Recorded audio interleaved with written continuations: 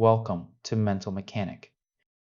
Meet a man who drinks 7 liters of soda every single day. Not water, not juice, soda.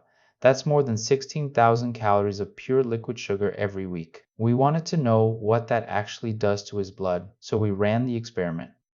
Here's the scary part. A single can hide around 10 teaspoons of sugar. 7 liters is close to 200 teaspoons a day, a small mountain of it, dissolves so well he can't even taste how much he's swallowing. Throughout the challenge, we'll track 3 things on these meters: his blood sugar, the insulin his body fires back, and his energy. Keep your eye on them because they're about to go haywire. It starts the moment he takes a sip.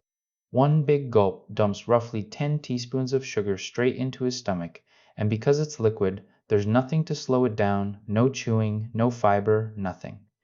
Within minutes, that sugar tears through his gut wall and floods into his bloodstream all at once.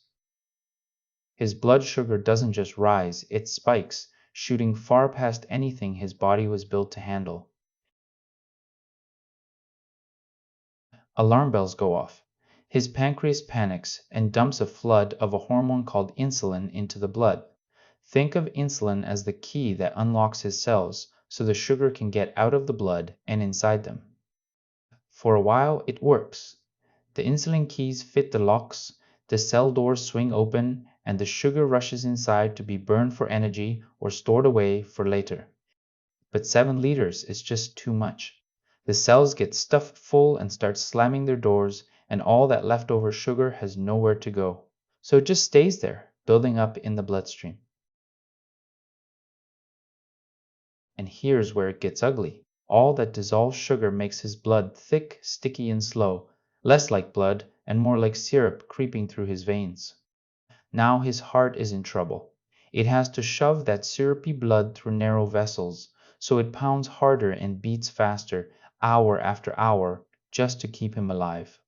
And the syrup does damage on the way. Sugar coats his red blood cells and scrapes at the smooth vessel walls, leaving tiny scratches where fat and plaque love to build up. Then comes the twist. His pancreas overreacted, so all that insulin clears out too much sugar at once, and his blood sugar doesn't just come down, it crashes through the floor. Now he feels it. Shaky hands, a foggy brain, zero focus, and a short temper, the classic sugar crash that follows every single high. And his brain has a fix. It screams for more sugar to pull him back up, so he reaches for another bottle. The high returns, the crash follows, and the whole exhausting cycle just repeats. Now play this forward for weeks. Bombarded with insulin all day long, his cells stop responding to it, they go numb. That's insulin resistance, and it's the first real step on the road to type 2 diabetes. Meanwhile, the sugar he can't burn doesn't just vanish. His body converts it into fat, packing it around his belly and, far more dangerously, deep inside his liver.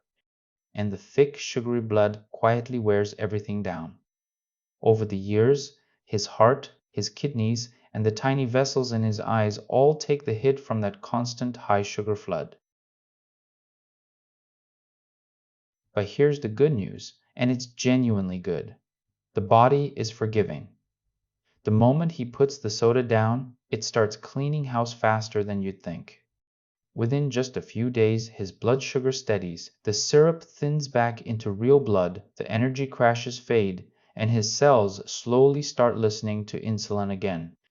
So the takeaway is simple. Your blood was never meant to run on syrup. Drink water, not soda, and your heart, your liver, and your future self will thank you for it. If you made it this far, you'll love the next video. Thanks for watching, and I'll see you there.